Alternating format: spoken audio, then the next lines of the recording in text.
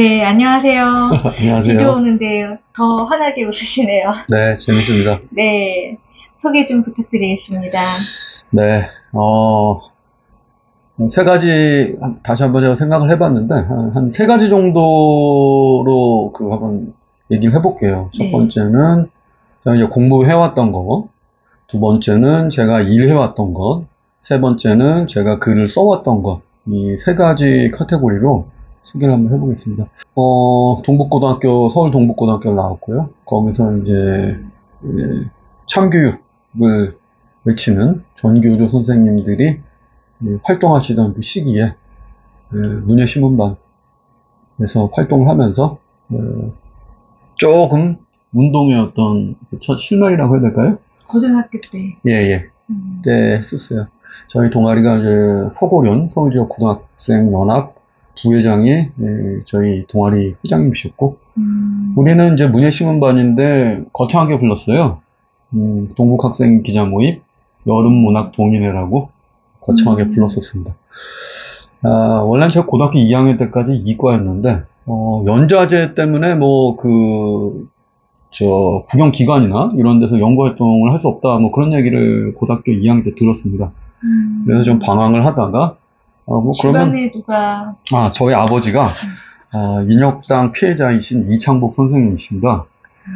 그러다 보니까 그 연좌제로 인해가지고, 그때는 연좌제가 굉장히 강했었습니다. 맞아요. 집에 그 경찰이 와서 감시하고 막 그런 때였으니까. 그리고 그런 거를 겪으면서, 어렵다. 국영기관에서 무슨 연구활동을 하거나 이런 게 어렵구나라는 거를 이제 알게 돼가지고 제가 좀 방황을 했었습니다. 대학교는 이제 사학과를 왔었고요. 역사를 공부했는데 실제로는 역사 공부는 조금 이제 뒷전이었고, 서강대학교의 유일한 문학 동아리인 노고문학회라고 있습니다. 노고산이 그 뒤에 있거든요. 네. 노고문학회에서 활동을 했었습니다. 거기서 활동하고 그때 서울지역 대학생문학연합, 그다음에 전국대학생문학연합이 이제 출범하는 것들을 봤었죠. 그러면서 그 서문연 이런 데서 활동을 같이 했었고, 당시 서문연에서 내일을 빚어가는 청춘들이라는 시집을 냈었는데 제 시도 거기에 실렸었습니다. 신문방송학과로 전환해서 이제 지원을 하게 됐습니다. 그때 이제 문화연구라는 것이 이제 한국에서 한참 이제 붐이 막 일기 시작하던 때였거든요. 90년대 말에. 저는 이제 역사를 전공했고, 문화연구라는 그 학문의 특성 자체가, 역사나 인류학이나 철학이나 이런 부분을 방대하게 인문학 기반으로 이제, 말 그대로 컬처럴 스터디지니까요. 그러니까 그런 문화연구라는 분을 이제 관심 가지고 이제, 대학원을 다녔습니다. 그리고 추후에는 이제, 박사를 하게 됐는데, 박사는 이제 회사의 지원으로 박사를 밟았어요.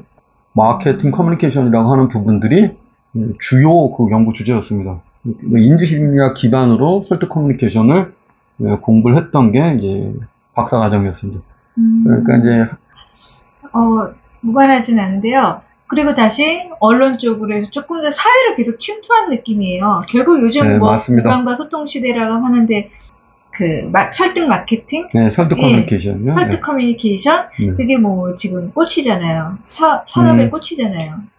맞습니다. 제가 이제 마케팅 부서에서 일을 하고, 마케팅 쪽의 전략이나 이런 것들을 수립하는 그쪽에서 일을 했기 때문에, 회사에서는 그걸 더 잘할 수 있는 이론적 백그라운드를 갖춰주려고 했었던 겁니다.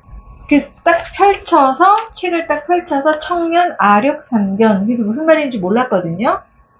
그래서 이게 알렉스를 한자로 표시한 거더라고요. 예, 맞습니다.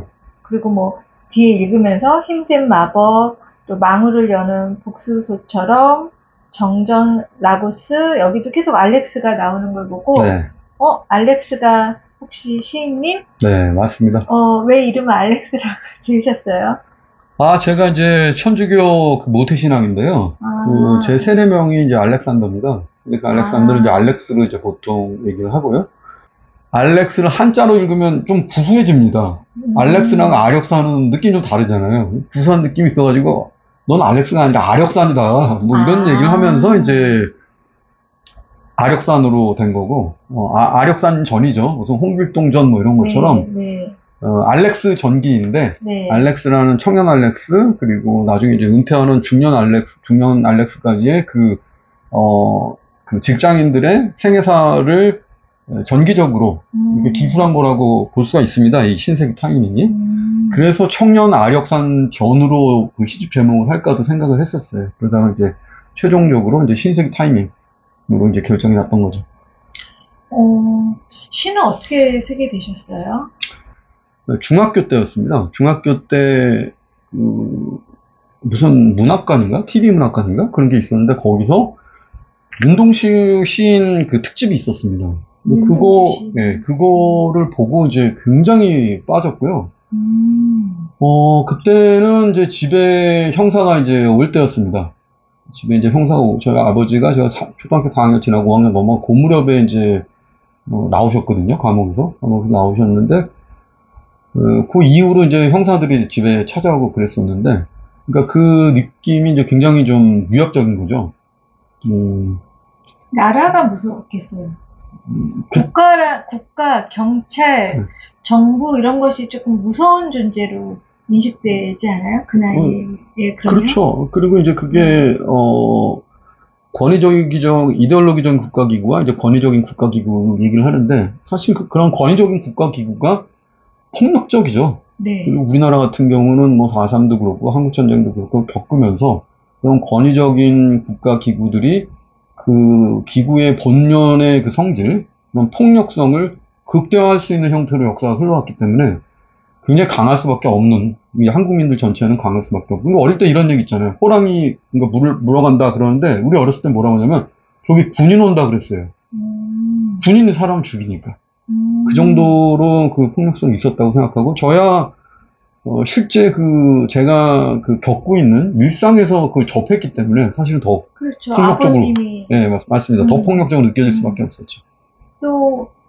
또 집에 계신 어머님이 또 고생을 좀 하셨겠어요. 마음고생도 하시고. 말도 못 하셨죠. 거기 나는 노란 꽃들을 모릅니다에서, 그 어머니가 겪으셨던 얘기들이 2부였나요?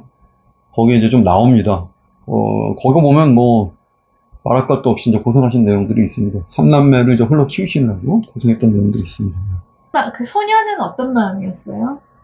소녀는 두려워하는 마음이 굉장히 컸죠. 두려워하는 마음이 굉장히 컸고, 그러면서 또 성질 자체는 되게 개방적이고, 좀 낙천적이고, 명랑한 부분들이 좀 있었습니다. 그리고 말하는 거 좋아하고, 토론하는 거 즐기는 그런 소년이었는데, 소년의 마음 속에서는 제가 이제 최근에 쓰는 시 중에서는 제 어렸을 때 소년을 4가지 정도로 이제 표현을 했었는데, 하나는 피터팬. 그러니까 영원히 성장하지. 꿈을 꾸는 어린아이. 꿈을 꾸는 어린아이. 왜냐하면 성장이 이제 멈춘 거죠. 성숙하지 못한, 미성숙한 어린아이와 같은 그런 피터팬. 두 번째는 허풍선이 남자. 배런 있지 않습니까? 허풍선이 남자? 가오 잡는. 네, 맞아요. 허풍 떠는 거죠. 네. 허풍 왜 떨겠어요? 비어있으니까 그런 거죠. 속이 비어있으니까. 그 다음에 이제 돈키호테, 라만차의 돈키호테인데, 돈키호테는 광인이잖아요, 일종의. 시대와 불화한 어떤 광인이라고 볼 수가 있습니다. 그런 부분. 그리고 청년 칼. 막스의 어떤 막스주의 철학이나 이런 것에 대한 공부를 했기 때문에 그런 넷이 이제 마음속에 있습니다. 크게 보면 다 약간 비주류이고 이단이고 다르게 보거나 정체된 어떤 그런 다르게 그런 시각들이 바로 제 소년기의 어떤 모습이 아니었나 싶습니다. 인물들의 유머가 좀 있는 인물들인데요. 유머가 있나요? 네, 약간 다 허풍도 그렇죠. 좀 귀여운 부분이 있고 사기는 아니잖아요. 허풍이잖아요. 네, 맞아요. 허풍이죠, 허풍. 돈키호테도 좀 광인인데 남을 그렇게 해하는 광인은 아니고 맞아요, 맞습니다. 좀 그래도 정이 가는. 피터팬도 어린아이고 싶지만 또 정이 가는 다 유머를 동시에 가지고 있는 그런 인물들이네요. 한편으로는 그들은 좀 대단히 여린 사람들이라고 생각해요. 제가 이제 허풍성이 남작도 그렇지만 사실은 그 마음속에 이제 여린 부분들이 굉장히 강하다고 생각하고 그게 그 전인으로서의 좀 정서의 그 안정성이나 이런 것들이 좀 떨어진 이유가 아니었을까 그런 생각도 듭니다. 어떤 감정 폭풍에 급격하게 휩쓸린다든지 뭐 이런 부분들 이런 것들이 지금 선생님 말씀하신 그 소년기의 그 내 친구들 때문이 아니었나. 외부에 강한 위협이 있을 때 두 네. 가지인데 하나는 오히려 낙천성과 유머로 방어를 하는 사람이 있고 네. 무너지는 경우가 있는데 네. 긍정적인 결과가 선생님께 온 아, 거죠. 그렇게 네. 말씀해 주시면 감사합니다. 네. 네. 내면의 네. 힘은 유전이니까 아, 네. 어머님, 아버님 중에 뭐 물려받으신 것 같은데요. 아, 뭐, 맞습니다. 저희 아버지를 고양이과라고 한다면, 저희 어머니는 이제 개과라고 할 수가 있거든요. 아버지의 그, 순간적으로 폭발하는 힘과, 네. 어머니의 지치지 않는 그, 내구성? 지구력? 그 두 개를 합친 게 이제 고음 종류라고 생각할 수 있는데, 어쩔 때는 제가 고음 같다는 생각을 해요. 네. 개과와 고양이과의 어떤 특징을 다 갖고 있는 고음류가 아닌가, 그런 생각을 해봅니다. 그래서 음악도 좀 즐기시고, 음악은 어떻게 배우셨어요? 물고기잡이 밴드의 세컨 기타이자 리드 보컬로 작년까지 활동했었습니다. 시와 음악을 좋아하시는 분들이 현실 세계에 살아나가는데 고뇌가 많은데 선생님 시에서 보면 뭐 인간 상관계수 0.3, 또 용어 중에 T2O, 크롬바우 알파계수 이런 용어들이 있어서 이거 뭐지? 이랬거든요. 그래서 네네. 또 직장에서 쓰는 용어이신가 봐요. 그러니까 사회과학 연구 조사 방법론, 연구 방법론에서 이제 통계에서 나오는 그 얘기들입니다. 크롬바우 알파라는 거는 신뢰도 계수가 되겠고요. 상관 계수는 두 변수 간의 어떤 상관성을 이제 보는 그 값들입니다. 그건 이제 그 통계 용어들이고요. T2O는 당시에 이제 traditional to online이라고 그거를 대면이 아닌 온라인으로 변화하려는 어떤 시도가 있었습니다. 그게 이제 T2O. 좀 있어 보여요, 다 영어들이. 아, 그런가요? 네. 네. 이 시집에요. 에스프레소 트리플 샷. 에스프레소 굉장히 진해서 한국 사람들은 아메리카노 많이 좋아하는데, 에스프레소를 트리플로 마신다? 이게 어떤 의미로 이렇게 쓰셨나요? 그러니까 그 신세계 타이밍, 그러니까 새로운 세계의 타이밍이라는 얘기가 되겠는데, 노동의 어떤 조건들이 이제 좀 전환되면서 과거에는 실제 근육과 날 것의 어떤 노동 이런 것들이 이제 굉장히 강했다고 한다면, 이제 그 노동의 성격 자체가 이제 정보혁명이나 그 이후로 형태가 많이 바뀌었잖아요. 그렇다 보니까 이제 블루 칼라가 아니라 화이트 칼라라는 것들이 이제 얘기 나오고, 바꿔 얘기하면 사무직 노동자들이 지금은 상당히 이제 주를 이루고 있습니다. 한국 사회에서 과거와 다르게. 근데 그 사무직 노동자들이 먹는 타이밍, 육체 노동자들이 잠을 안 자기 위해서 먹었던 약이 타이밍입니다. 근데 지금 새로운 노동의 조건, 사무직 노동이 이제 주류인 사회에서는 새로운 타이밍이 필요한 것인데, 예전의 타이밍보다 좀 형질이 전환이 됐죠. 그렇지만 그 안에 있는 본질은 잠을 자지 않게 한다는 것과 이게 동일합니다. 근데 한두 달을 거의 진짜 지독한 그 노동을 해야 되죠. 밤새고 막 계속 그러는 작업들이 있습니다. 박사과정이 노동의 강도는 전태일 열사 시대의 그 공장 노동과 비슷한데 월급도 비슷한 것 같아요. 네. 박사까지 하면 화이트 칼라라서 사람들이 하루 2시간 일하고 지시만 하고 잘 것 같은데 여기 보면 에스프레소 트리플 샷에 그 상풍기의 불발이라는 시 읽으면서 깜짝 놀랐는데 그 직장 생활의 치열한 모습들이 시에서 그려지더라고요. 제가 개인적으로 좋았던 시는 인간 상관계수 0.3이었는데 인간관계에서 30%만 맞으면 괜찮은 거다. 그래서 이렇게 퍼센트 얘기가 나오는가 봐요. 전공이. 그렇죠. 사실은 이제 제가 이제 상관계수 0.3은 그 변수의 그 두 개 변수 간의 상관성을 보는 유의미하다고 표현하는 마지노선입니다. 0.3보다 낮으면 유의하지 않다고 봐요. 두 관계는, 두 개의 변수 사이의 관계는. 그렇게 상품이나 기획, 마케팅 이런 걸 분석하시지만 네. 시를 쓰는 사람은 네. 또 다른 측면도 보거든요. 네, 사람의 마음도 보고 네. 꽃을 봐도 잎이 몇 개인가도 보지만 또 다른 의미도 부여하고 네. 그런 두 가지 측면을 다 가지고 계셔서 네. 하시는 일은 이과적인 부분이 있는데 네. 시를 쓰시는 분은 네. 예. 그래서 맞아요. 궁금했어요. 결국은 그 중층의 의미라고 얘기하잖아요. 컬처 스터디에서 얘기하는 게.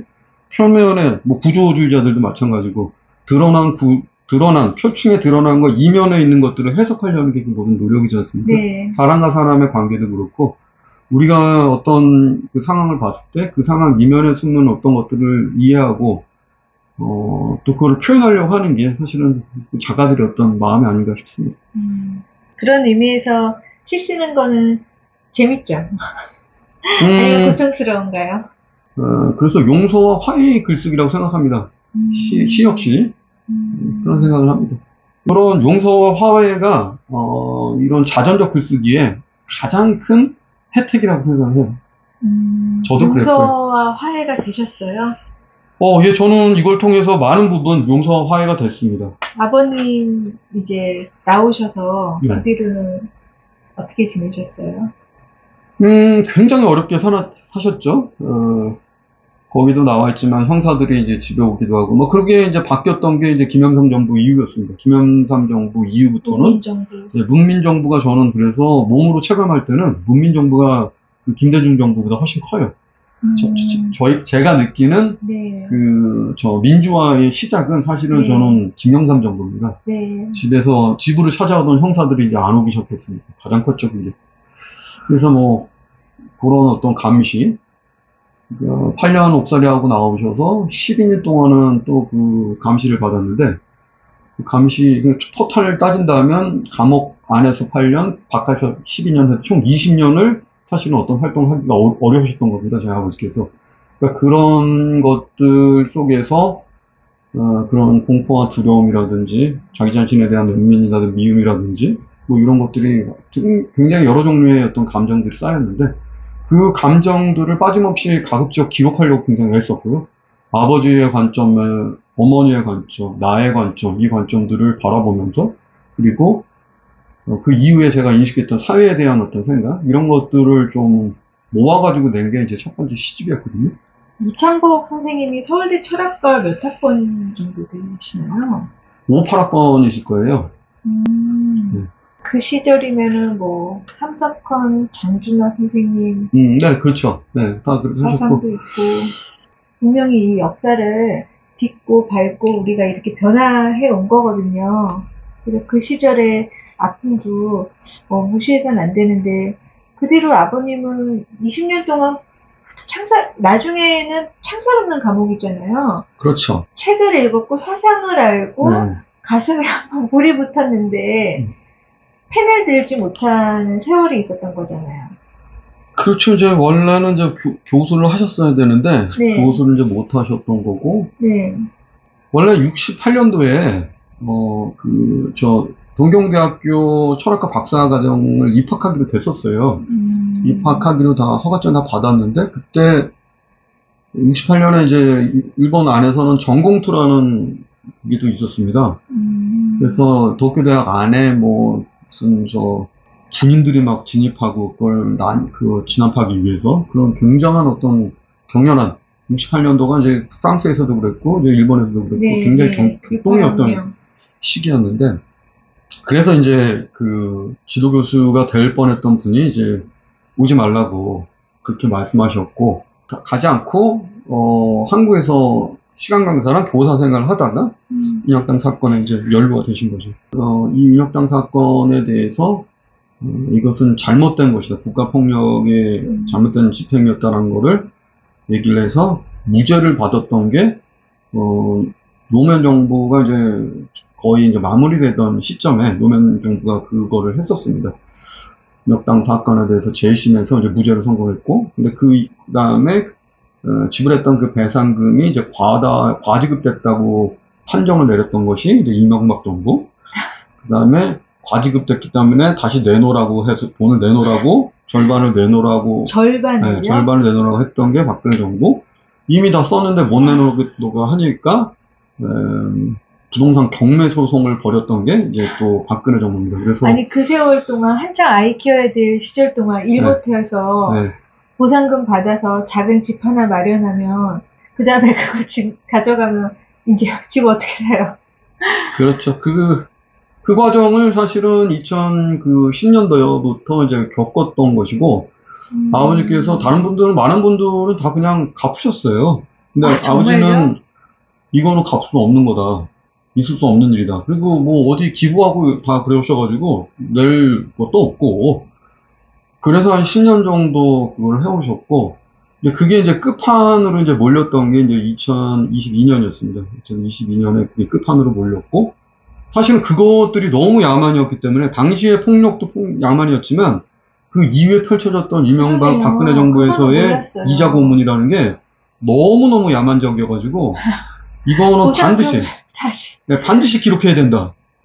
사실은 네. 첫 번째 시집 빠지면 안 되겠네요. 첫 번째 시집이 나왔던 계기가 사실 그거예요. 구종서 선생님을 사사해가지고 한 3년 정도 좀 사사하고 그 이후로 이제 이 시가 이제 시집이 나온 거죠. 첫 번째 시집이. 근데 그 이후에서도 해결되지 않고 문재인 정부가 그걸 방치했고, 그러다가 참 재미있는 게 한동훈 법무부 장관이 그거를 마지막으로 이제 방점을 찍어가지고 사실 그 전에 되게 많이 그 공을 들여왔었어요. 했는데 이제 그거를 이제 최종 결정을 내려가지고 해준 게 이제 한동훈 법무부 장관이었죠, 당시. 그래서 참 굉장히 뭐라고 해야 되지, 마음이 괴이합니다.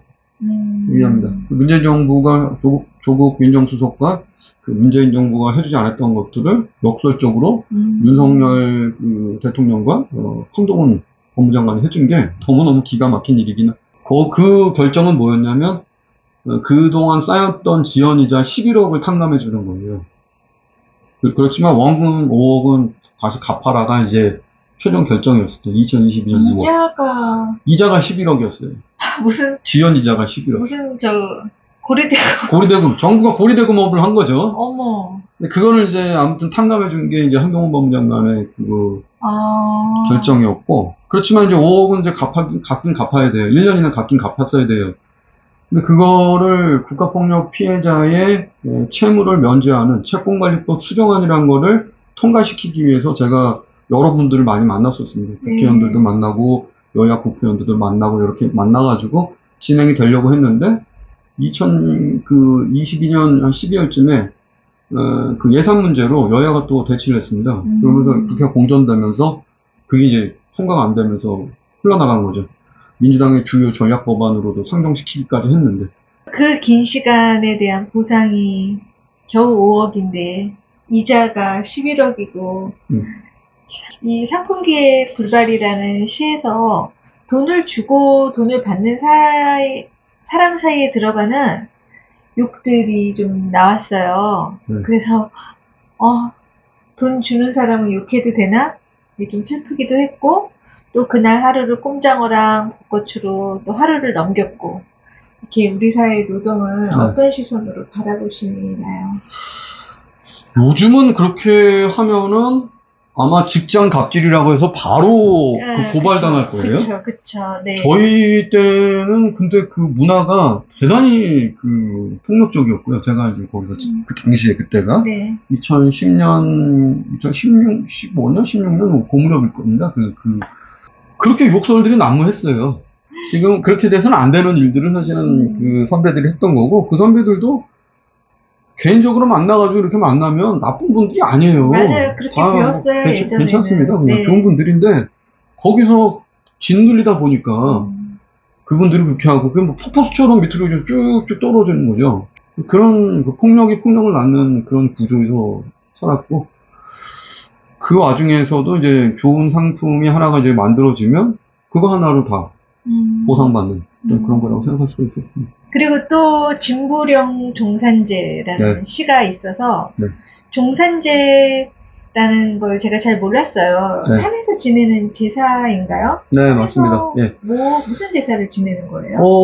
보통 시작할 때 시산제를 하고요. 네.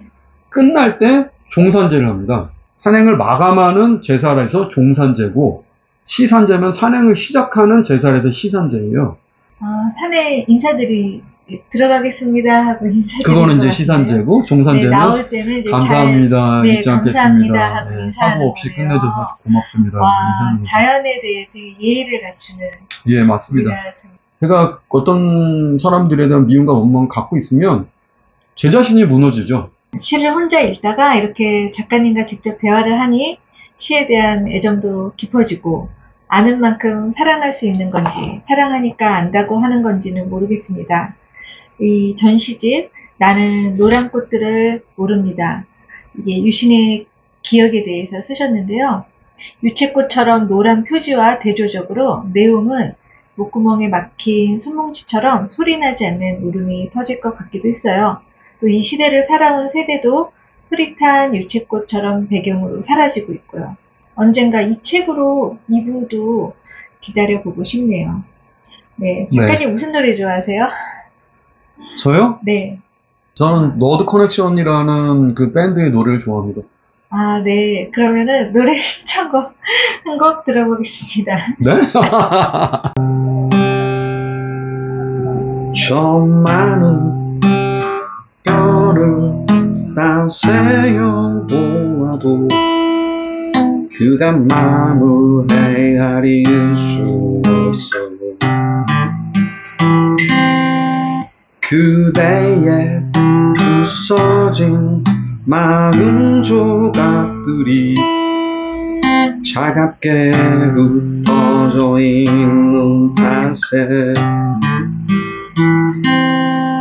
그대 나의 어떤 모습들을 그리도 깊게 사랑해. 이제 내가 해줄 수 있는 건 좋은 밤, 좋은 꿈, 안녕. 좋은 밤, 좋은 꿈.